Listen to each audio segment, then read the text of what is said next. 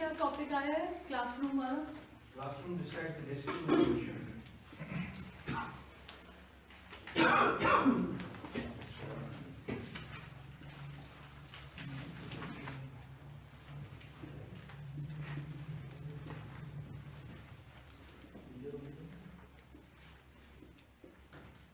Future of nation है future of nation okay जी, इससे क्या होता है? ऐसे में आपको एक कॉन्सेप्ट दिया जाता है या कोई दो कॉन्सेप्ट दिए जाते हैं और आपसे पूछा जाता है कि how do you see these two together, like democracy can come with everything, but when he says democracy and illiteracy, तो वो आपसे the idea of democracy on one side and the idea of illiteracy on the other side, and what is the connection between the two? आपकी understanding क्या है? Classrooms are on one side, nation is on the other side. तो ये भी तो हो सकता था ना, how classrooms help build a nation, ये भी तो हो सकता था. But this is about future. मतलब building nation भी future के लिए ही होता है, लेकिन उसमें थोड़ा सा change हो जाएगा, ठीक है? तो वो हमें बता रहा है कि क्लासरूम का फ्यूचर ऑफ अ नेशन के साथ क्या ताल्लुक है. पहली बात तो ये थीसिस स्टेटमेंट थोड़ी सी डिस्कस कर लेंगे साथ ही. वैसे will have a separate lecture on thesis statement, but let's discuss it. हमारे सामने जो स्टेटमेंट है that is a question. Every statement is a question. तो आपने ऐसे नहीं लेना कि मतलब उसने स्टेटमेंट दी है तो मैंने एग्री करना है, नहीं. Every statement is a question. Do classrooms decide the future of a nation? You have to answer yes. So आपकी थीसिस स्टेटमेंट में पहली चीज ये होती है कि whether you agree or disagree with the statement. ठीक है, so हम इसके साथ एग्री करने वाले हैं कि classrooms do decide the future of a nation. उसके बाद दूसरी चीज आती है which is argument. ठीक है, so if you think that classrooms decide the future of a nation, why do you think so? Why? Justify. ठीक है, हो सकता है कि why आपको why क्यों कर रहे हैं या how में जवाब मिले. ठीक है, both are correct. किसी में why fit हो रहा होगा, why classrooms decide, यहाँ पे how fit हो रहा है, how classrooms decide. कैसे decide करते हैं classroom? बताएं जरा मुझे. By producing scientists, by procreating economists, by creating liberal civic societies, Okay. by inculcating the concept of national integration, and Okay. various other जो उसके supporting arguments are. Okay. So classrooms जो होते हैं वो हमें experts देते हैं different fields के अंदर who can play their part in improving the state of या in improving a nation or in nation building. That's how classrooms work. They produce something. Classroom के एंड पे तो बंदा निकल के आता है ना. और क्या हो सकता है आर्ग्यूमेंट? एनीवन? क्लासरूम का जो पर्पस होता है बंदे को मतलब ट्रेड करना होता है, उसकी मतलब रिस्पांसिबिलिटीज और ड्यूटीज उसकी मतलब के अदा करता है. मतलब वो अपनी ड्यूटीज पता है. ओके, सो क्लासरूम जो होता है वो आपको बताता है कि आपके, एक तो हमने बात ये की वो वाली बात पहले कि प्रोडक्ट क्या है क्लासरूम की, तो वो है हमारे पास कोई एक्सपर्ट. ठीक है, this is a high end product because not everyone is an expert, not everyone is going to be a scientist, but that is right. I am not saying that's wrong और incorrect. Now the other thing is कि classrooms acquaint you with the rights and responsibilities that you have. और इस particular concept के अंदर what he is saying is that कि classroom में आपको आपकी सिविक ड्यूटी पता चलती है सॉर्ट ऑफ. ठीक है, तो आपको जब अपनी सिविक ड्यूटी पता होती है और आप अपनी कंट्री की तरफ कुछ सर्टन तरीके से बिहेव करते हैं, you act as a responsible citizen, तो फिर सब कुछ बदल जाता है. ठीक है, व्हाट एल्स? Rational करता है, right and wrong का मतलब differentiate करता है. ओके, सो व्हेन वी से राइट एंड रॉन्ग, ये राइट्स एंड रिस्पॉन्सिबिलिटी, तो राइट्स एंड रिस्पॉन्सिबिलिटीज में चले गए. जब हम कहते हैं right and wrong, that is the moral side, moral training. ठीक है, तो हम मॉरली साउंड होते हैं, हमें राइट और रॉन्ग समझ आता है क्लासरूम में बैठ के। creates the culture of pluralism, tolerance develop कराता है। ओके, टॉलरेंस लेकर आता है। जेंडर इक्वलिटी का कॉन्सेप्ट भी देता है को एजुकेशन के अंदर, जो रेजिस्टेंस है जेंडर और जेंडर के दरमियान। अच्छा, नॉट पर्टिकुलरली इन को एजुकेशन के अंदर कि वो जेंडर इक्वालिटी का देता है, उसको को एजुकेशन से बाउंड ना करें। लेकिन वो एक वे देता है उसको एजुकेशन के अंदर, जो रेजिस्टेंस है जो गैप है उसको डिक्रीज करने में को एजुकेशन एक रोल प्ले करती है, वो एक क्लासरूम एक रोल प्ले करता है। Classroom acts as an environment जिसमें आप वो इक्वालिटी को मेंटेन करते हैं, something like that. Okay punctuate करते हैं। Okay, that is a good point. हमारी एजुकेशन का जो पूरा पर्पस होता है, when we describe a class, why this idea actually clicked me, why it did, because जब हम क्लासरूम को डिस्क्राइब करेंगे ना, तो क्लासरूम का एक टाइम होता है, एक डेकोरम होता है, सो वो हमें पंक्चुअल भी करता है और हमें डिसिप्लिन भी करता है। तो आप सब लोग बात कर रहे थे जब मैं आई, मतलब जब मैं बाहर थी, पर जब मैं अंदर आई तो आप लोग बात नहीं कर रहे। ये आपको मैंने तो नहीं कहा कि चुप कर जाओ, डिड आई आस्क यू? अब आपको पता भी नहीं है, इसे कहते हैं कंफर्म करना। वैसे कंफर्म करना क्या होता है कि अब आप जहाँ पे, जैसे आप अपने किसी दोस्त से बात करें और सुना यार कैसा है, आपके अब्बू आ जाए, your tone will change, whatever you are talking will change. अब ये आपको कोई सिखाता नहीं है, this is discipline, that's how you behave in different environments. तो जब हम क्लासरूम को डिस्क्राइब कर रहे होंगे तो क्लासरूम का टाइम होगा, ठीक है, क्लासरूम शुरू होती है, क्लासरूम में बिहेव करने का एक तरीका है। तो सबसे इंपॉर्टेंट बात यह है कि क्लासरूम्स आपको पंक्चुअल करते हैं और डिसिप्लिन करते हैं, आपको समझ आती है कि बिहेव कैसे करना है। तो ये नहीं कि आप अपने कमरे में बैठे उठ के चले गए दरवाजा मार के, क्लासरूम में आप ऐसे नहीं करते, आप आराम से दरवाजा बंद करके, यू मेक श्योर कि दरवाजा खोल रहा हूँ, इधर वी डोंट हैव अ दरवाजा, but if there is a दरवाजा तो यू मेक श्योर कि उसमें से की आवाज ना है, की वाली, ठीक है। That's what a classroom acquaints you with, that's how to behave. What else? Any other point हो आपके Source of ज़हन में? communication. कौन बोला? Okay, Source of enhance the confidence level. okay. The Communication को how would you define? communicate जो आपके ideas है, जो आपके Okay, so classrooms give voice.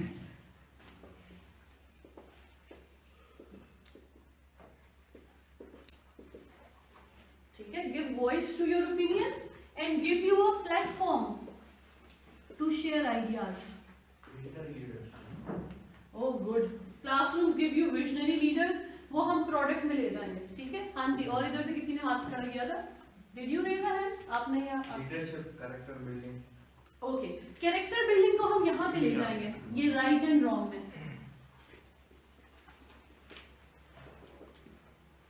ठीक है। और यहाँ पे आ जाएंगे हमारे विजनरी लीडरशिप। हाँ जी, इधर से आपने क्या कहा था, कॉन्फिडेंस बिल्डिंग।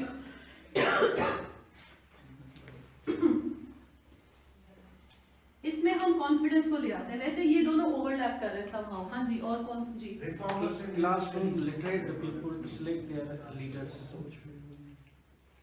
ओके, सो क्लासरूम्स वो प्री रेक्विजिट हैं जो कि एक डेमोक्रेसी के लिए हमें चाहिए, क्योंकि वो आपको ये बताते हैं कि how you are going to जज your leaders. So that is more like knowing your rights and responsibilities, Awareness. ठीक है, awareness. But when you character building, I think it serves in the responsibilities of parents. ये competence में कैसे ज़्यादा हो? Confidence, Competence या competence create करते हैं। और अभी कोई क्या बोला था, अवेयरनेस। ये जो कैरेक्टर बिल्डिंग है ना, हम उसको इनफॉर्मल एजुकेशन में भी लाते हैं और फॉर्मल में भी लाते हैं, ठीक है। सो वो जो एक कांस्टेंट एम्फेसिस होता है कि you are suppose to stand up when your teacher is coming, वो एक तरह से कैरेक्टर बिल्डिंग ही होती है। प्राइमरीली घर की ड्यूटी होती है, लेकिन कुछ कॉलेज से, इदारे से, स्कूल में ये काम होता है। अच्छा जी, हाँ जी, Reformers and political consciousness. Political consciousness वो यहीं पे आ गई अवेयरनेस में, ठीक है। Then team spirit.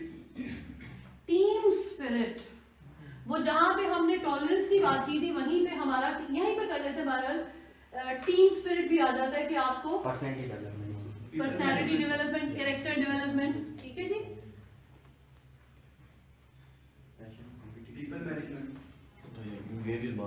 Time management, time management, that is in punctual, ठीक है। हाँ जी, To enhance overall moral of the state. नहीं अभी हम उस पे नहीं जा रहे, हम अभी सिर्फ इस पे जा रहे हैं कि क्लासरूम क्या कर रहा है, हमने नेशन को टच नहीं किया, ठीक है। सो वो वाला जो है ना ओवरऑल वाला वो इसी में जा रहा है, मॉरल ट्रेनिंग में, ठीक है। स्किल लेवल, स्किल, ठीक है। सो वो जो प्रोडक्ट थी वो लीडरशिप में भी थी और वो स्किल्ड लेबर में भी है। Means skill reformers and revolutionaries, सारे प्रोडक्ट में ही जा रहे हैं, Nation ठीक है। building. अभी हम इंडिविजुअली देख रहे हैं कि एक क्लासरूम एक क्लास पे क्या कर रहा है, फिर हम उसका जब कैनवस बड़ा करेंगे तो वो नेशन बन जाएगी, ठीक है। अच्छा, ये जो हमने लिखा है ये क्या था? This is brainstorming. हमारा ऐसे तैयार होगा, ठीक है।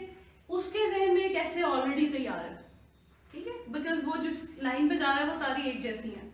आई एम नॉट डिस्करेजिंग यू, मैं ये कह रही हूँ कि इट्स अ सेट एसे, ठीक है। उसकी एक लाइन है, एक डायरेक्शन है। ऐसे ये होता है कि आपके पास एक टॉपिक है, उसकी एक डायरेक्शन है, फिर आप इधर उधर नहीं जाते। So he is moving in one direction, ठीक है। I don't know whether he knows it और not, but he is going in one direction कि भाई क्लासरूम की प्रोडक्ट ये है and the product is only good product. उसमें leadership भी है, उसमें आपके साइंटिस्ट भी हैं, एनालिस्ट भी हैं, रिफॉर्मर्स भी हैं, एवरीथिंग है। तो क्लासरूम में से हर चीज निकल रही है और वो चीज आगे जाके नेशन को बिल्ड कर देगी। लीडरशिप होगी तो वो क्या करेगी? नेशन को बिल्ड करेगी। इकोनॉमिस्ट होंगे तो वो इकोनॉमी को बिल्ड करेंगे। जी मैम, इसका एक और एंगल है, अगर इसको हम थोड़ा काउंटर ले लें, जैसे बर्टन रसल अपनी बुक में लिख रहा है ऑन एजुकेशन में, टीचिंग में, कि inculcating the concept of nationalism is a worst concept which have devastated the world in Second World War. ये भी एक क्लासरूम रोल प्ले करता है, जिसके अंदर वो नेशनलिज्म जो है, बैंकिंग एजुकेशन सिस्टम, जैसे पालो फ्रेरी ने अपना ऑपरेशन पेडागोजी ऑफ ऑपरेशन में डिस्कस किया है। तो क्लासरूम डिस्ट्रॉय भी तो करता है, एक्सक्यूज पैदा करके मदरसा में। अब आप ना गलत डायरेक्शन में जा रहे हैं। इस इस वजह से नहीं, मैं बताती हूँ। देखें, हमारा जो ऐसे होता है ना, हम एक आर्ग्यूमेंट बिल्ड करते हैं। सो आपका आर्ग्यूमेंट ऐसे बिल्ड होना है और यहाँ पे आपका ऐसे खत्म होना है, ठीक है। आप ऊपर जा रहे हैं। जब आप जो चीज लिख रहे हैं, आप लिख रहे हैं, आप कहते हैं क्लासरूम अच्छे होते हैं। अब आप कह रहे हैं कि क्लासरूम अच्छे नहीं होते, तो आप यहाँ पे आ गए।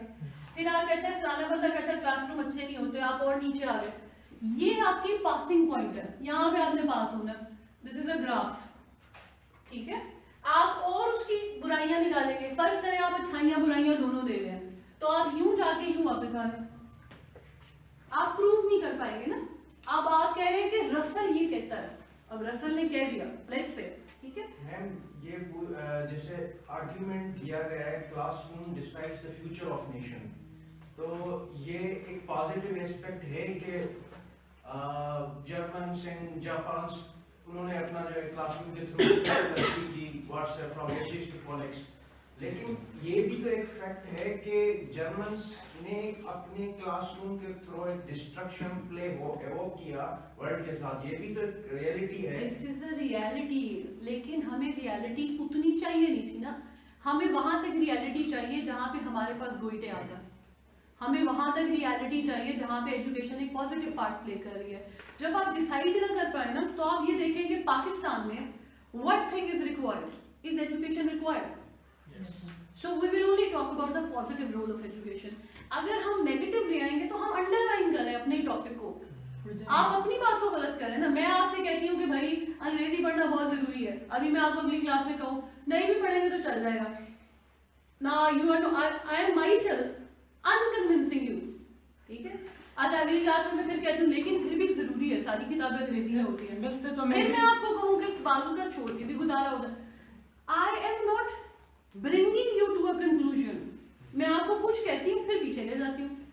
ये आपके एस्से को एज अ राइट अप डेविस्टेट कर देगा। वन स्टांस होना चाहिए। एक stance, Yeah, I agree or disagree. हाँ, you are either agreeing with it or you are disagreeing with it। आप जिस चीज से डिसाइड कर सकते हैं वो पाकिस्तान है, ठीक है। आप ये देखिए कि पाकिस्तान में आप क्या समझते हैं, एजुकेशन पे जोर है, आप क्यों एजुकेशन हासिल कर रहे हैं, इसीलिए कर रहे हैं ना। You are going to change, भले आपने अपना इंडिविजुअल फ्यूचर बदलना, लेकिन मुल्क को उससे फर्क पड़ता है, ठीक है।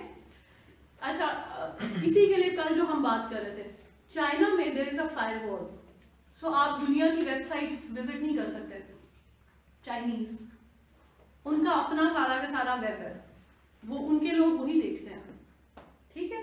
अगर आप चाइना में बैठे हुए ये पेपर अटेम्प्ट कर रहे होते तो आप कहते कि ये इंफॉर्मेशन टेक्नोलॉजी से बड़ी लानत ही कोई नहीं है, ठीक है। होनी ही चाहिए, ग्लोबल विलेज तो होना ही नहीं चाहिए, तो बर्बाद कर देता है, आइडियोलॉजीज को खराब कर देता है, नेशंस को डिसइंटीग्रेट कर देता है। कल को पाकिस्तान में फायरवॉल आ जाए तो आप कहेंगे कि इंफॉर्मेशन टेक्नोलॉजी से गंदी चीज ही कोई नहीं है, ये बस तब अच्छी है जब ये कंट्रोल्ड होती है। Otherwise there is fake news, there is hate speech, हर बुरी चीज आप उसमें, cyber crime, cyber theft, bullying, stalking, ठीक है। क्योंकि पाकिस्तान में बैन नहीं है, now you will be all praise, बहुत अच्छी है, फ्रीडम ऑफ स्पीच है, राइट टू डिसेंट है, ठीक है। आपका वो है, आप कम्युनिकेट करते हैं, एक ग्लोबल सिविल सोसाइटी बन रही है, ठीक है, नेटवर्किंग है। आपने ये देखना है कि पाकिस्तान का रिएक्शन क्या है उस पर्टिकुलर चीज को लेके, गवर्नमेंट का नहीं, एज अ स्टेट, ठीक है। वहां से आप डिसाइड करें। पाकिस्तान में एजुकेशन इज वेरी इंपॉर्टेंट, ठीक है, so you will only say positive.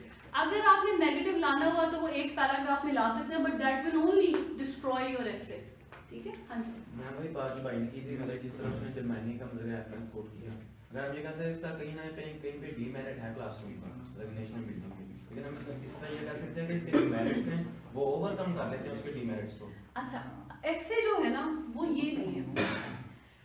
ऐसे की एक टाइप होती है जिसे कहते हैं डिस्कर्सिव ऐसे। वो कहता है क्लासरूम्स, मेरिट्स एंड डीमेरिट्स। इसमें वो आपसे कह रहा है कि भाई मेरिट्स बताओ, डीमेरिट्स बताओ, बताओ कौन किसको आउटवे करता है, ये ऐसे ऐसा। वो कहता है क्लासरूम्स, मेरिट्स और डीमेरिट्स दोनों में से। ऐसे का paper is all about reading the title correctly. और का मतलब है या तो मेरिट्स है या डीमेरिट्स है, दोनों नहीं है। 19 में आया ना ये ऐसे एडवांस में एक्सपेंशन और 19 में भी आया, 18 में भी आया। और का मतलब है दोनों में से एक, एंड का मतलब है दोनों।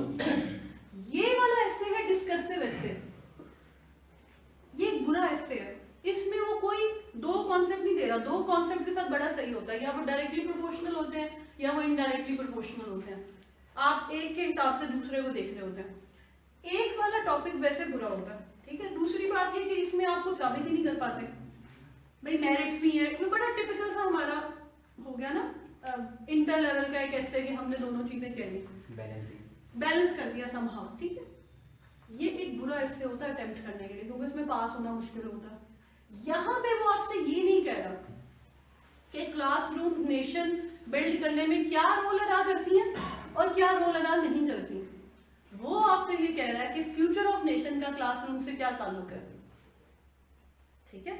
या तो अच्छा ताल्लुक है या बुरा ताल्लुक है। You have to decide one, agree or disagree, madam एक क्वेश्चन देन आर्ग्यू। नेगेटिविटी का आपने बताया कि विषय ऐसा है 2017 में इस colonial Mentality mentality is impeding leading the the progress progress of of Pakistan. अब इसमें कई लोगों ने नो का स्टांस लेके अब नेगेटिविटीज की स्टार्ट की कि वाकई एक रुकावट है पाकिस्तान की प्रोग्रेस में, तो उसको आप कैसे क्योंकि उसमें तो आएगी negativity. Colonial mentality is a negative thing. Okay, कुछ चीजें हैं नेगेटिव, एक टर्म ही नेगेटिव है ना, जैसे पंक्चुअलिटी है। उसने टॉपिक दिया कि punctuality is the virtue of the board. Statement कह दिया कि पंक्चुअलिटी बुरी चीज है, but tell me is punctuality a bad thing? यहाँ पे आपने पॉजिटिव ही लेकर आया ना, अच्छी चीज है। Punctuality is positive. वो कहता है hate speech is my right. आप क्या लिखेंगे? आप कहेंगे नहीं भाई hate speech is inherently wrong. Pollution, global warming, ये नेगेटिव रहेंगे, ठीक है। Colonial mindset is negative, it will stay negative, ठीक है। ये बहस हो रही है पॉजिटिव चीजों के ऊपर। Classroom is inherently positive, it will stay positive if Pakistan is encouraging or Pakistan is investing in classrooms, तो classroom will stay positive। हमने ये देखना है कि वो की टर्म जिसके बारे में ऐसे पूछा जा रहा है, पहली बात तो ये कि वो पॉजिटिव है या नेगेटिव है। वो पॉजिटिव है, फिर आप देखेंगे कि पाकिस्तान का उसको लेके रिएक्शन क्या है, पॉजिटिव है नेगेटिव है। तो जो इसमें नो का स्टांस लेके उसको उसने किया होगा अटेम्प्ट कॉलोनियल माइंडसेट में Yes. क्लासरूम में कॉलोनियल माइंडसेट में, यस तो हो गया, ठीक है, वाकई वो है, प्रॉब्लम है। अगर तो नो का स्टांस लेके कोई बंदा अटेम्प्ट कर रहा है, उसमें एक चीज है, कॉलोनियल मेंटालिटी के अंदर ही colonial mentality is bad, but colonial mentality has given us infrastructure। ठीक है, अगर वो इंफ्रास्ट्रक्चर में गया है, like starting with our constitution and then going to our machinery, even bureaucracy and everything, we are following that model। ठीक है, we have English, you guys don't like it, but English has actually enabled us to become something like all these international scholarships become so viable for us because we know English। अपनी आप को टूटी फूटी भी English लगती होगी ना, तो हमें चाइनीज से ज्यादा अंग्रेजी आती है। ठीक है, सो एक्चुअली ग्लोबल वर्ल्ड के अंदर हमारा सर्वाइवल बहुत आसान हो गया, हमारा भी और इंडियंस का भी, because of this English language. अगर आप उसको ऐसे भी लेकर आ रहे हैं तो भी ठीक है। वंस अगेन ये थोड़ी सी ये वाली, आप कॉलोनियल मेंटालिटी को कहाँ पे, अगर स्टेट की सेंस में लेके गए तो पाकिस्तान की इंग्लिश ऑफिशियल लैंग्वेज है। ठीक है, सो हम अब उनको तो इग्नोर नहीं कर सकते। अगर हम कॉलोनियल मेंटालिटी को कल्चरल एस्पेक्ट में लेकर आ रहे हैं, गोरे रंग के अंदर अंग्रेजी जबान से हम ये डिटरमिन करते हैं कि कोई बंदा कितना कॉम्पिटेंट है।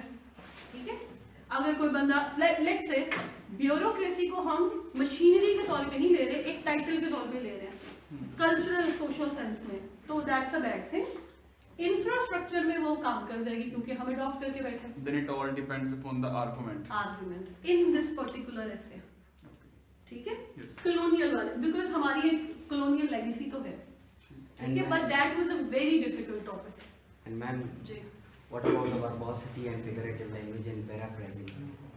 पैराफ्रेजिंग I mean, if अगर हम कोई चीज़ मतलब उसे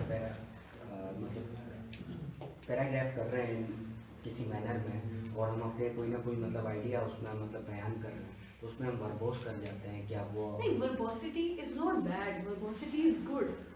वर्बोसिटी से, वर्बोसिटी लफ्ज का मतलब ये है कि आप बहुत ज्यादा लैंग्वेज मुश्किल यूज कर रहे हैं। यस अच्छी लैंग्वेज, अच्छी vocabulary is good, it's not bad, लेकिन आपका जुमला भी अच्छा होना चाहिए। मैं कहती हूँ the role of teacher is perfunctory. Word मैंने लगा दिया जीआरई वोकैबुलरी से उठा के, और जुमला मेरा चेक करें।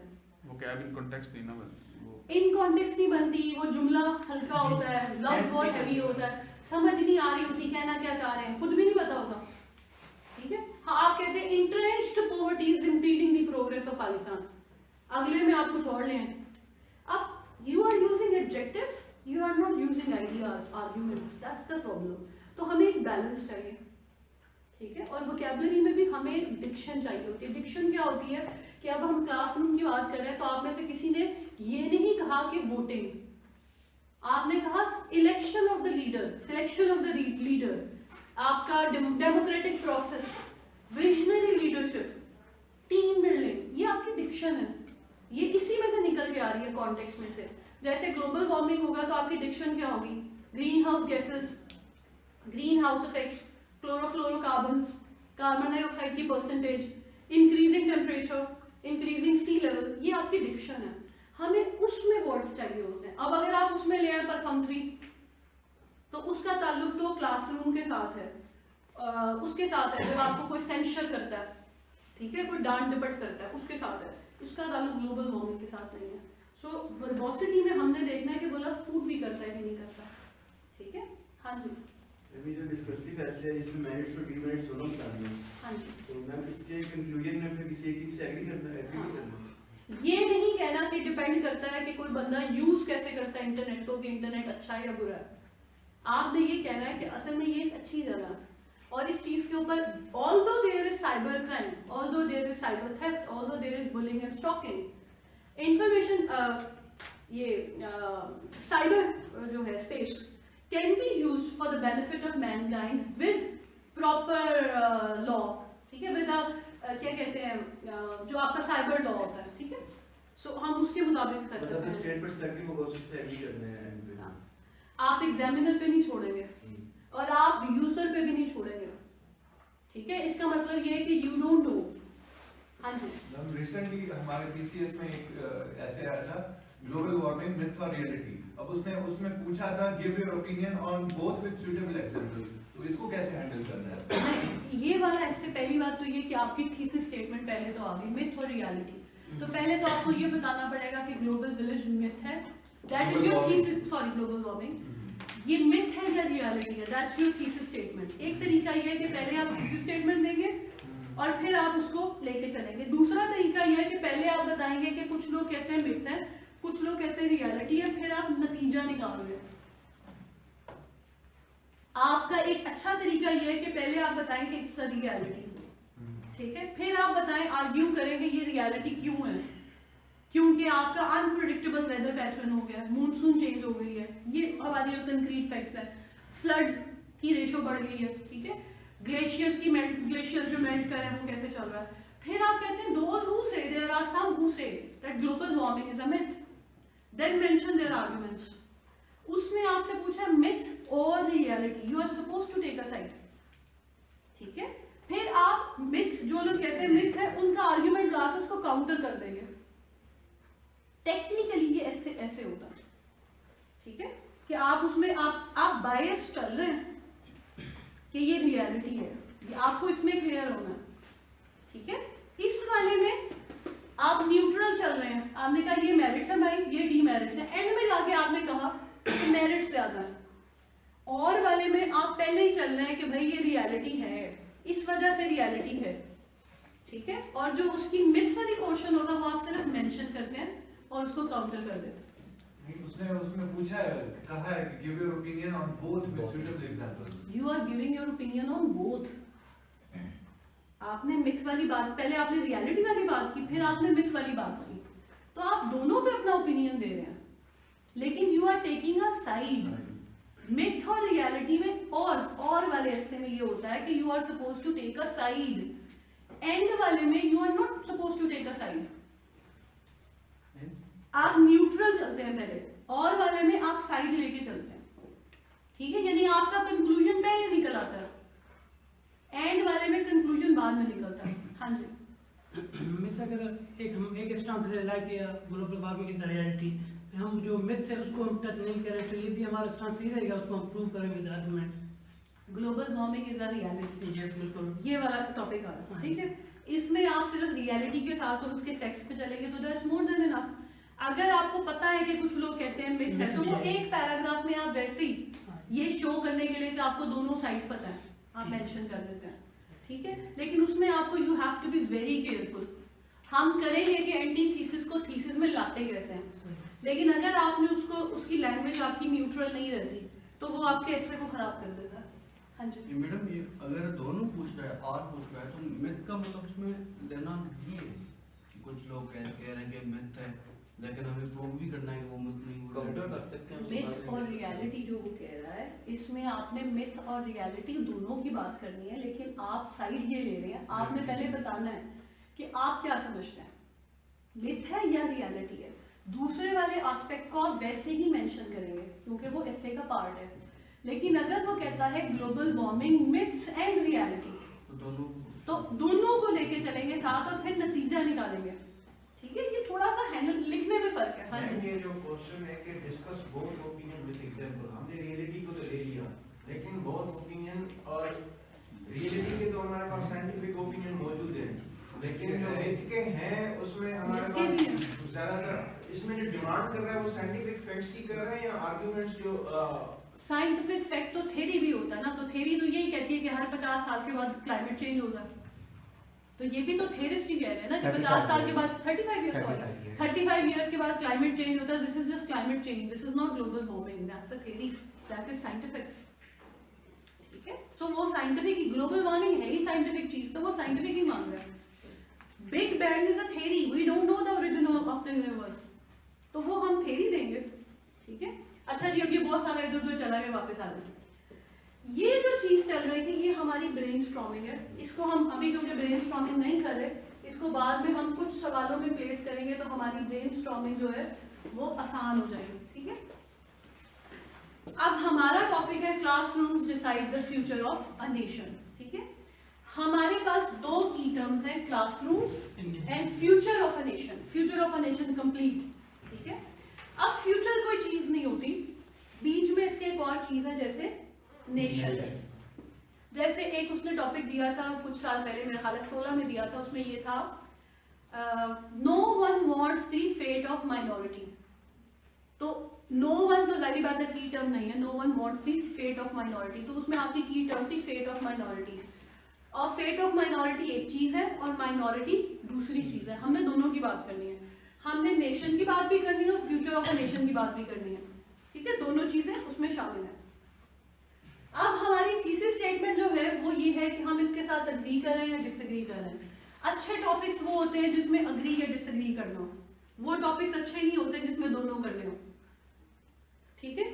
क्योंकि हम बायस्ड होते हैं, हमारी लैंग्वेज जो है ना वो न्यूट्रल नहीं हो सकती। So if I support PTI, my language will tell you that I am a PTI supporter. If I don't support PTI, my language will tell you I don't support it. ठीक है, पता चल जाता है।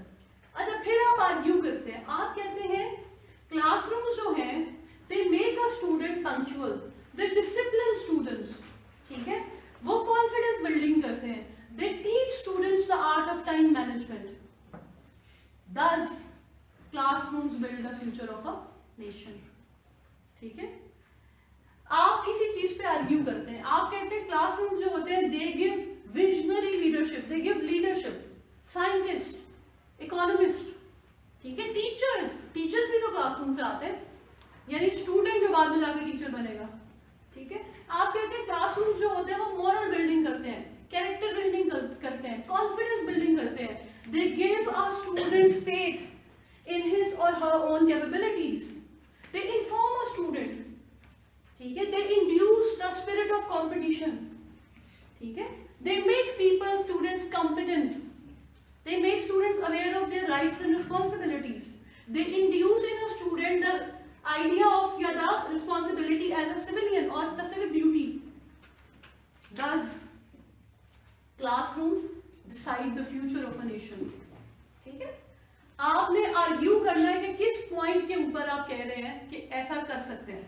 जैसे आप इंफॉर्मेशन टेक्नोलॉजी आप कह रहे हैं, आप कहते हैं बुरी है, आप कहते हैं there is so much cyber crime या cyber crime has increased not on roads but in cyber space due to ये इंफॉर्मेशन टेक्नोलॉजी कह दें या एक्सेस टू पर्सनल डाटा कह दें। दस information technology या cyber space is a bad thing or is a place where nobody is safe, ठीक है। आपने आर्ग्यू करना, अग्री या डिसएग्री करना है थीसिस स्टेटमेंट के साथ। अब जरा इस वर्ड को देखना, थीसिस से मुराद है एस्से, एस्से की स्टेटमेंट, ठीक है। एस्से की स्टेटमेंट क्या है, एस्से की थीम क्या है, ठीक है। हमें आपके वो दो जुमले पढ़ के समझ आ जाना चाहिए कि आपका एस्से क्या कह रहा है। And this is a statement, this is not a thesis sentence. तो thesis statement could be 2 lines, could be 3 lines, it's a short paragraph. तो ये सोच के नहीं लिखना कि मैंने 1 लाइन लिखनी है, एक जुमला लिखना है, it could be 2 जुमलास, but don't make more than 3 जुमलास, ठीक है। 3 से ज्यादा जुमले बनाएंगे तो बहुत ज्यादा हो जाएगा। अच्छा, अब आ जाए जरा इसके ऊपर। ऐसे के 3 पार्ट्स होते हैं, इंट्रोडक्शन, बॉडी एंड कंक्लूजन। आप क्लास में जाते हैं और टीचर आपको कहता है you want to say something जी। हम थीसिस स्टेटमेंट में अगर हम मतलब किसी चीज से एग्री करते हैं तो अगर कोई ऐसी मतलब है किसी की कोटेशन है कोई, वो हम थीसिस स्टेटमेंट कोट करके मतलब स्टांस ले सकते हैं। वो हम किसी स्टेटमेंट से पहले आता है टेंशन कैचर, वो जो हम किसी की कोट देंगे वो टेंशन कैचर होगा, उसकी सपोर्ट से हम अपनी थीसिस स्टेटमेंट देंगे, ठीक है। सो ये इंट्रोडक्शन में आ रहा है, ठीक है। ये इसलिए बता रही हूँ कि ये कोटेशन थीसिस स्टेटमेंट का पार्ट नहीं है, ठीक है। Ma'am last question, thesis statement में जैसे कि आप कह रहे हैं कि पैराग्राफ को स्टार्ट करने से पहले हम थीसिस स्टेटमेंट देते हैं, तो उसमें हम उतना ही जो हम अपना आगे जाके ओपिनियन देंगे तो हम उसको शुरू में ही प्रूफ करना लाजमी है क्या मतलब प्रूफ करेंगे हम उसमें?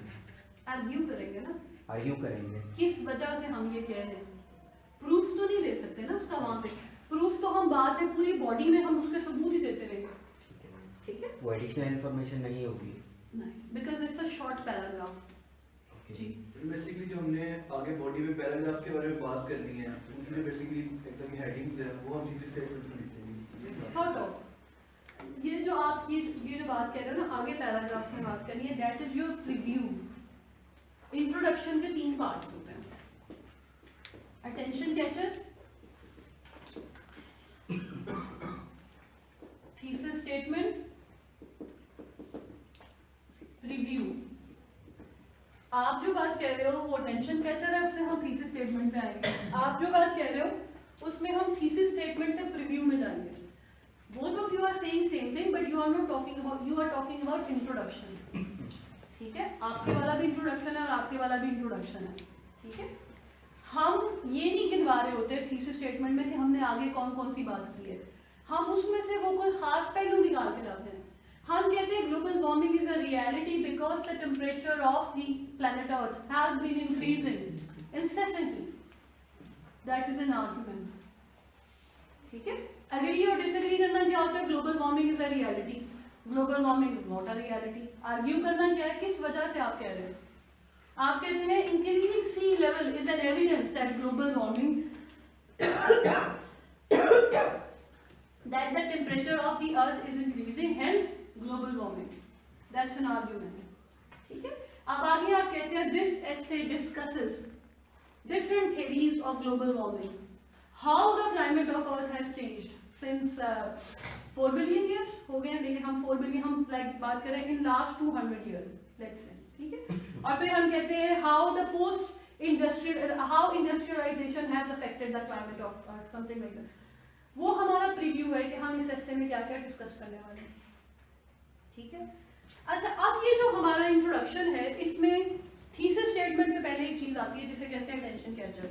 आई बिलीव कि वो एक ऐसा पॉइंट होता है जहां पे डिसाइड हो जाता है कि आप एज अ कैंडिडेट कहाँ स्टैंड करते हैं, ठीक है? टीवी तो सभी देखते होंगे, कामरान खान का प्रोग्राम देखा आपने? कामरान खान कहता है कि जी आज के इस प्रोग्राम के अंदर हम ये देखेंगे कि वो जो कैप्टन आया था इंडिया से उसके साथ पाकिस्तान आर्मी ने क्या सलूक किया, इमरान खान का रिस्पांस क्या था, लोग कैसे रिएक्ट कर रहे हैं। That is a preview. वो बताता है कि आज के प्रोग्राम में हम ये देखेंगे। जावेद चौधरी का प्रोग्राम कभी देखा है? जावेद चौधरी शुरू करता है, वो कहता है एक दफा का जिक्र है। जैसे मैम यूट्यूब में आते हैं अक्सर थंबनेल्स कि मतलब कोई धमाकेदार सी हेडलाइन होती है और फिर लिखते हैं कि जानने के लिए क्लिक करें, तो जब हम क्लिक करते हैं तो मतलब बकवास सा material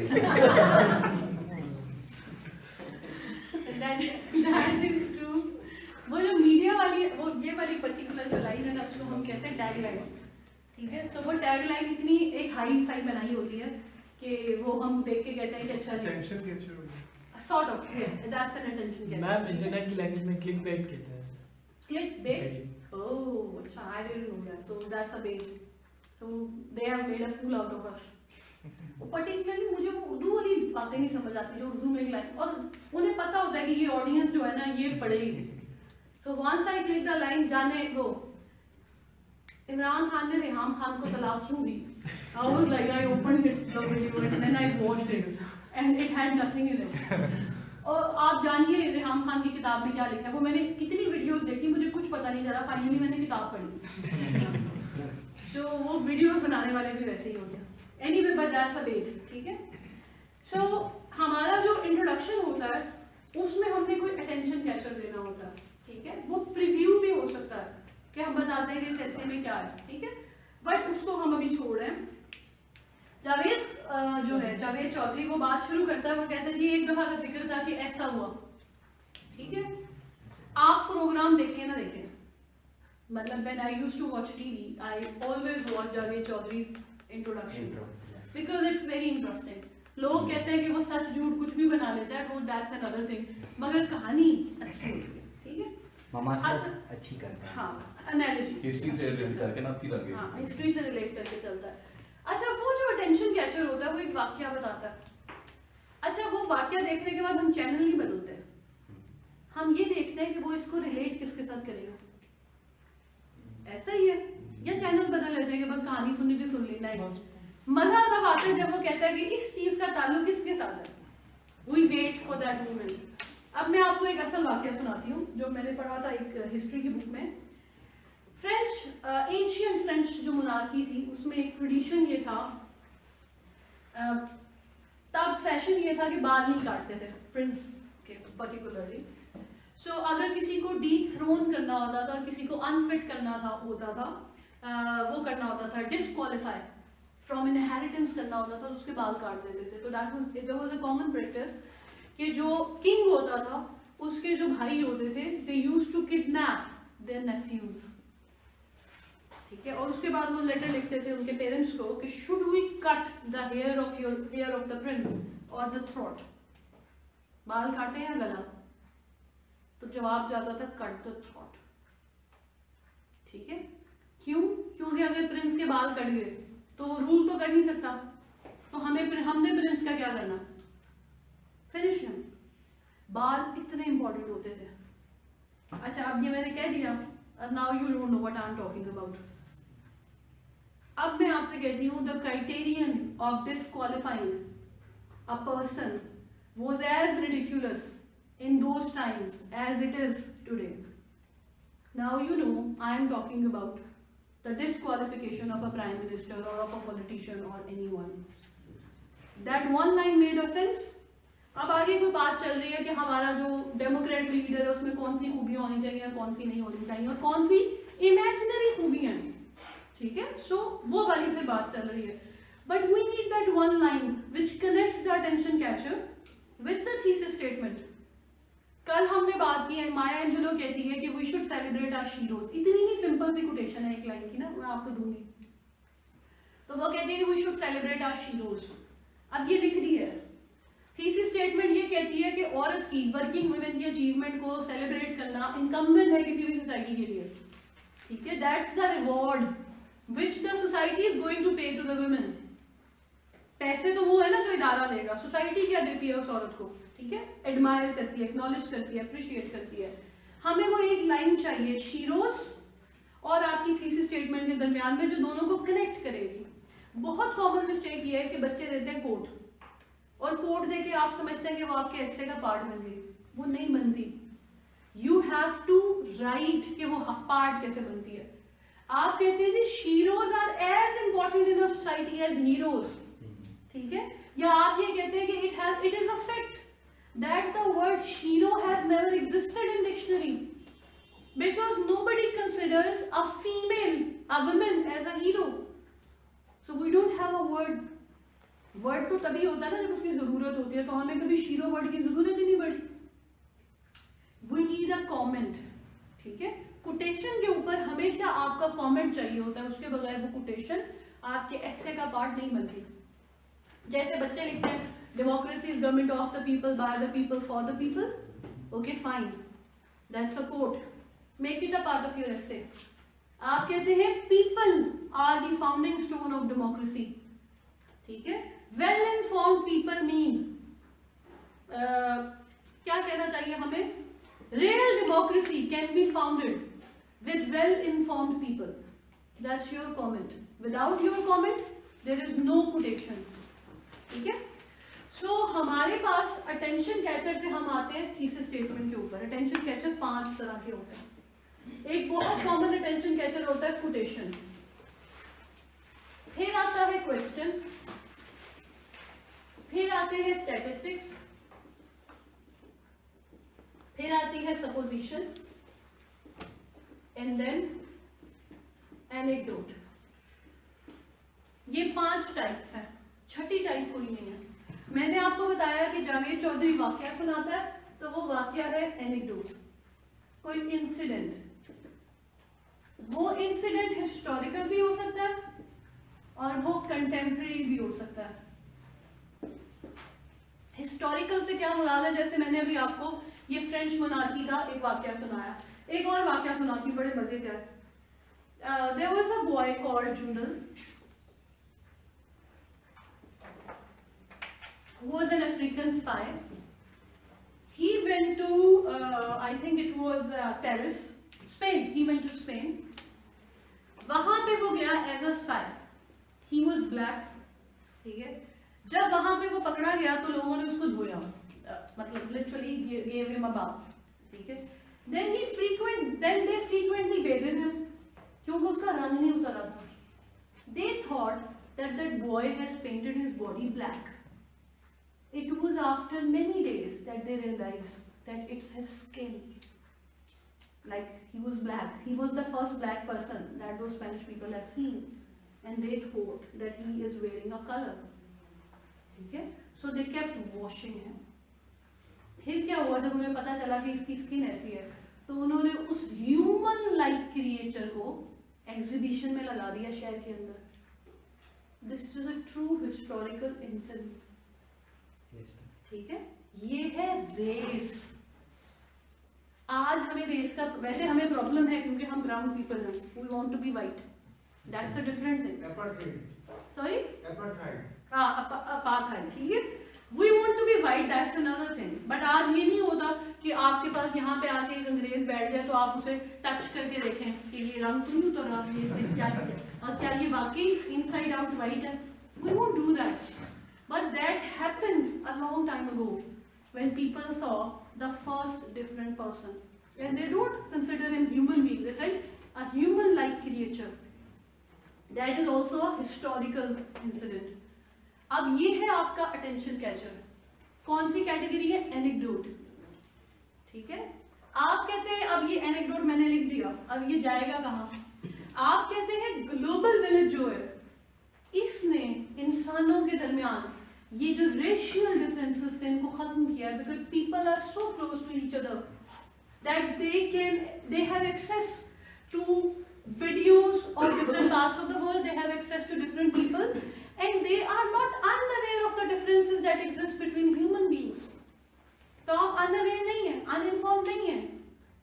Humanity does understand that there are racial differences and it no more reacts to them.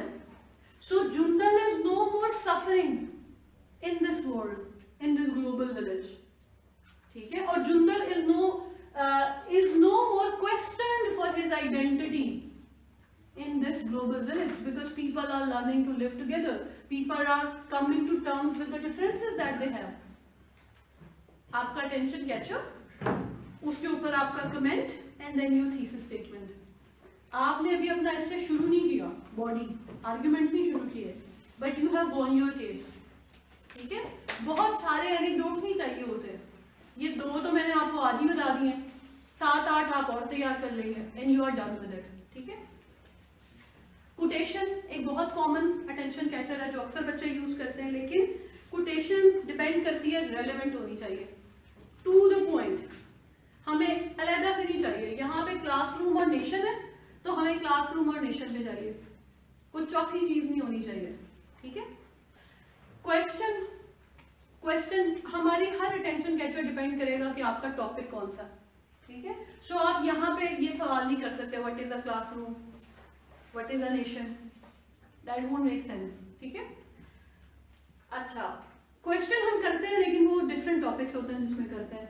Statistics, आप कहते हैं कि भाई फलानी कंट्री के अंदर मोर देन 90% लिटरेसी रेट है और उनका जीडीपी इतना है. क्लासरूम्स डिसाइड करते हैं फेट ऑफ अ नेशन. अभी आपने बात शुरू की है, आपने साबित कर दिया. ठीक है. इसी तरह सपोजिशन, ग्लोबल वार्मिंग की बात करें कि मिथ है या रियलिटी है. आप कहते हैं more and more animals are becoming extinct. Indus river के अंदर ये स्पीशीज पाई जाती थी और अब ये रह गई हैं. आपने इसको पोल्यूशन से रिलेट नहीं करना, आपने इसको रिलेट करना है टेम्परेचर के साथ. ठीक है. आप कहते हैं कि जी पिछले 10 सालों में इतने फ्लड आए और उससे पहले 20 सालों में जितने फ्लड आए थे वो इन 10 सालों में आए. आप कोई ये तो आ गई स्टैटिस्टिक्स, सपोजिशन ये है कि आप कहते हैं कि जी इंडस रिवर के अंदर ब्लाइंड डॉल्फिन खत्म हो गई है क्योंकि वो अपने आप को एडजस्ट नहीं कर सकी. वो जो चेंज्ड इकोसिस्टम, वैसे वो पोल्यूशन के साथ है लेकिन हम कहते हैं चेंज्ड इकोसिस्टम के साथ वो अपने आप को मेंटेन नहीं कर पाई. हम कहते हैं कि इंडस रिवर के ऊपर जो बर्ड्स आते थे माइग्रेट करके, अब वो नहीं आते, ठीक है। हम बात करते हैं, अब ऐसा हुआ नहीं है, ब्लाइंड डॉल्फिन नहीं खत्म हुई, बर्ड्स नहीं खत्म हुए, लेकिन ये सपोजिशन है। अच्छा, एक सपोजिशन ये भी हो सकती है कि हम कहते हैं कि the glaciers, half of the, वैसे हाफ बहुत ज्यादा है, but let's say half of the glaciers have melted. अब क्या होगा? इसमें भी तो पॉजिटिव हमें करना चाहिए सपोजिशन में। Global warming is negative, supposition हम नेगेटिव करते हैं। हमने ऐसी स्केरी ड्रास्टिक पिक्चर खींचनी है कि जिसको देख के हम कन्विंस हो जाए कि नहीं नहीं, हमने इस प्लेनेट को बचाना है अपने बच्चों के लिए, अपनी फ्यूचर जनरेशंस के लिए, तो ये तो बर्बाद हो जाएगा। Supposition is always negative, positive supposition तो कन्विंस ही नहीं करेगी। वार्निंग देते हैं जैसे, हाँ, it's like a warning. Ecosystem is at the verge of extinction. जैसे वाटर क्राइसिस के ऊपर ये सारे इश्तहार आते रहे, तो वो आपको जमीन दिखाते हैं जिसमें तलेली पड़ी होती है, सूखा, बंजर, ड्रॉट, फैमिन्स, ठीक है। आपने सपोजिशन हमेशा नेगेटिव लेनी होती है, एक्सट्रीम पे जाके डराना है आपने सपोजिशन में। तब जैसे अभी पुलवामा अटैक्स में वॉर की सपोजिशन आ रही है कि वॉर होने के खदशात हैं। हाँ, वॉर के आ रहे हो, फिर वॉर की आपने पिक्चर खींचनी है, ठीक है। हाँ जी, मैंने कोटेशन पे जो है वो इंट्रोडक्शन की पहली जो लाइन है उससे शुरू करें या इंट्रोडक्शन से पहले कोटेशन लिखें और फिर दैट इज टोटली फाइन। कुछ बच्चे जो होते हैं ना उसको बाइट निकाल के लिखते हैं, कोटेशन को बाइट लिख देते हैं। आप कोटेशन को बाइट लिखें, या मेरे हिसाब से अगर मैं खुद कर रही हूँ तो मैं कोटेशन को पैराग्राफ की पहली लाइन बनाऊंगी और उसको ब्लैक पेन से लिखूंगी ताकि वो हाईलाइट हो जाए, ठीक है। क्योंकि वो कोई ऐसी चीज राइटिंग में, ये जो एक पैराग्राफ ये चल रहा है ना, ये पैराग्राफ है, ये जो बीच में कोटेशन लिखी है और फिर एक और पैराग्राफ चल रहा है, तो ये एग्जिस्ट नहीं करती। मैम इंट्रोडक्शन में भी ले ले, मैं अपनी ये बात कह रही हूँ कि मैं इसको पायल निकली हुई कोटेशन को मैं नहीं कंसिडर करती। एज अ राइटर कह रही हूँ, एज एन एग्जामिनर नहीं कह रही। अगर मैं कोट कर रही होंगी तो मैं कोटेशन से बात शुरू करूंगी और आगे मैं पैराग्राफ चला दूंगी और उसको ब्लैक इंक से लिखूंगी ताकि वो हाईलाइट हो जाए। मैम इंट्रोडक्शन में अगर हम कोटेशन अपना पॉइंट आउट कर रहे हैं वहाँ पे, तो फिर इंट्रोडक्शन में हम उसके ऊपर कमेंट भी करेंगे। हाँ, इंट्रो के अंदर ही। Ma'am I was reading a very good article जिसमें लिखा हुआ था कि जो मीडिया पर्सन्स हैं वो अपनी सनसनीखेज न्यूज़ को बनाने के लिए कॉशन वर्ड यूज़ करते हैं, कभी डायरेक्ट स्टेटमेंट नहीं देते, like it is expected, what is being said और we are being informed and all. So क्या ऐसे वर्ड सपोजिशन यूज़ करने चाहिए हमें? It is expected, it is becoming a reality, it has been seen, it has been observed. If we are saying that half of the icebergs has melted, so we can say almost half of the iceberg is melted. Like we cannot make the direct statement because it won't be true. हाँ, according to the studies. Statement जो है ना वो थोड़ा सा हमारी polite सी हो जाएगी, ठीक है? क्योंकि हम direct नहीं कह सकते उसको। If we are saying direct, it will make a negative impact. हाँ, वो हमारा जो writing style गलत हो गया, तो फिर इसका मतलब है कि this is not a supposition. It has been done. We are just throwing our opinion. ठीक है, हाँ जी। मैंने ये सही था कि मतलब पहले हम एक फैक्ट बताएंगे उसके आगे फिर सपोजिशन करेंगे। जिस तरह डैम का है तो डैम में पहले तो एक फैक्ट है ना कि मतलब पानी नहीं, पहले सपोजिशन देंगे फिर फैक्ट कराएंगे। सपोजिशन का ऑर्डर ये होता है, सबसे पहले supposition.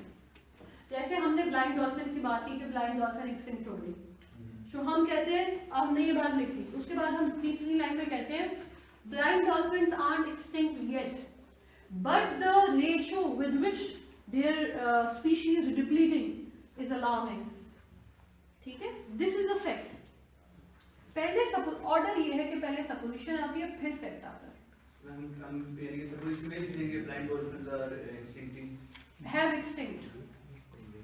suppose that blind dolphins have extinct. हाँ, suppose the blind dolphins have extinct. अब हमने सपोजिशन में एक्सटिंक्ट करवा दिया, ठीक है। पहले सपोजिशन आएगी फिर फैक्ट्स आएंगे, ठीक है जी। अब आपका सबसे पहले आता है अटेंशन कैचर, फिर आती है आपकी थीसिस स्टेटमेंट और फिर आता है प्रीव्यू, ठीक है। पहला आपका काम ये है, बॉडी बाद में आती है। बॉडी में आप आर्ग्यूमेंट शुरू कर देते हैं, बॉडी में आप डिफाइन करते हैं, आप टाइप्स बताते हैं, कोई चीज होती है तो उसकी कॉजेज देते हैं, उसके इफेक्ट्स देते हैं, ठीक है। हाँ, उसकी इंपॉर्टेंस को एस्टैब्लिश करते हैं, ठीक है। उसको देखते हैं कि किसी कॉन्टेक्स्ट के अंदर रख के, अगर आपकी दो की टर्म्स होती हैं तो आपने दोनों के बारे में थोड़ा थोड़ा बताना है। जैसे कि आपका टॉपिक है war on terror is a violation of human rights. तो आपकी दो की टर्म्स है, एक है वॉर ऑन टेरर और दूसरी है ह्यूमन राइट्स। तो आपने दोनों की हिस्ट्री बतानी है ब्रीफली। वॉर ऑन टेरर की हिस्ट्री है 9/11 से और ह्यूमन राइट्स की हिस्ट्री है कब से? वैसे आप 1949 से भी शुरू कर सकते हैं और आप उससे पीछे भी जा सकते हैं, डिपेंड करता है कि आपकी स्टडी कितनी है।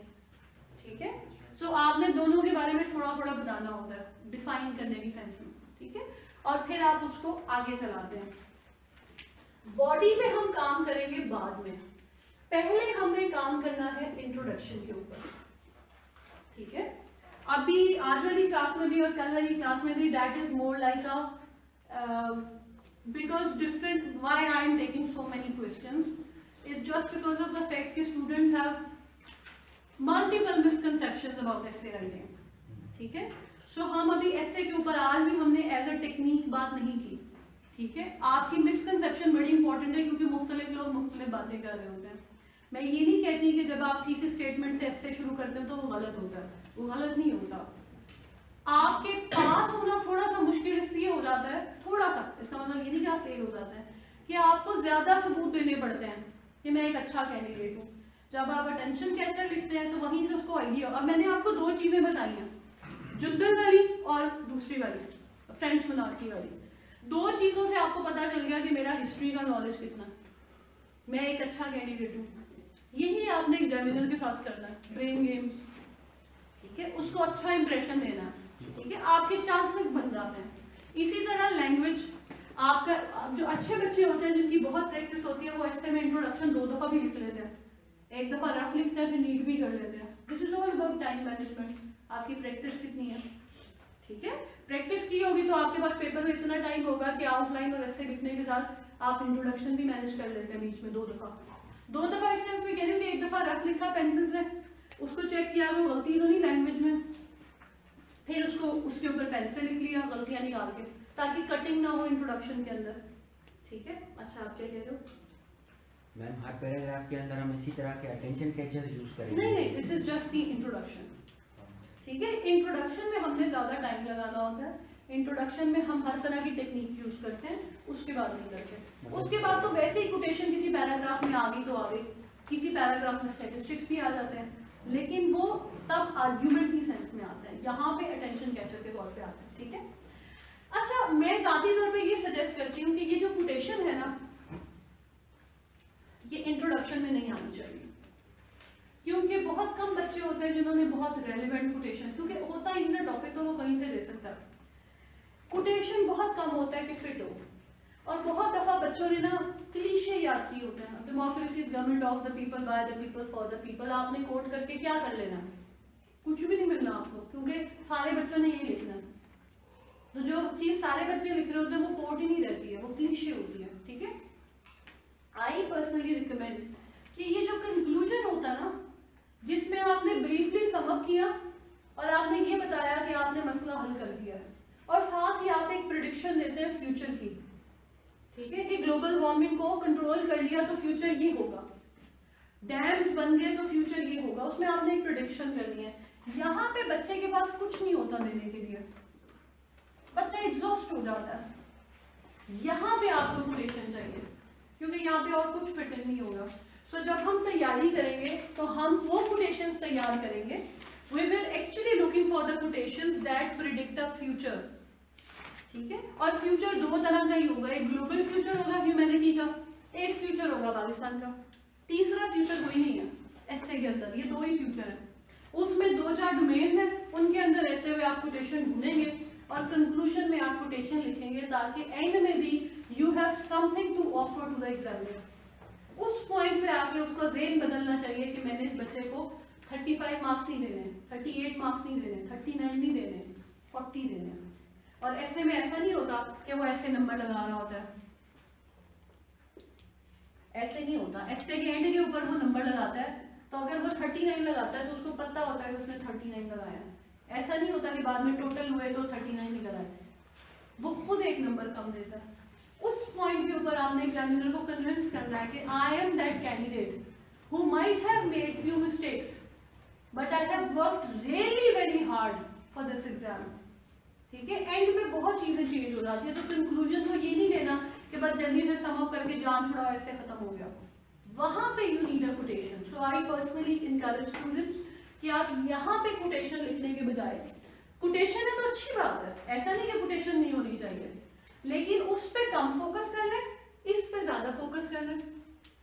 दोनों में कोटेशन लिखने तो भी ठीक है, लेकिन कंक्लूजन के लिए कोटेशंस इन पर्टिकुलर तैयार करें खास तौर पे, ठीक है, ताकि आपका कंक्लूजन जो है वो हल्का ना रहे। ठीक है, काम आपके लिए छोटा सा काम है, कल आपने क्लास में शेयर करनी है अपनी थीसिस स्टेटमेंट्स। ठीक है, इसलिए कह रही हूँ कि थीसिस स्टेटमेंट क्लियर हो जाए तो बड़े सारे मसले हल हो जाते हैं। Classrooms decide the future of a nation, जो भी आपको लगता है, ठीक है, democracy and illiteracy can not go together. ठीक है जी, एक टॉपिक ये हो गया, दूसरा टॉपिक ये हो गया, तीसरा टॉपिक ये है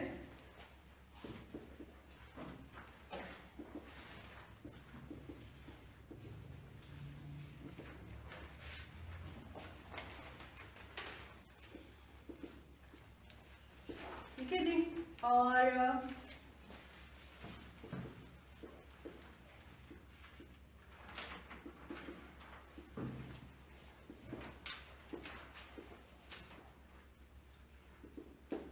आपके पास ये 4 स्टेटमेंट्स हैं, इन 4 स्टेटमेंट्स के ऊपर आपने 4 थीसिस स्टेटमेंट्स लिखनी है।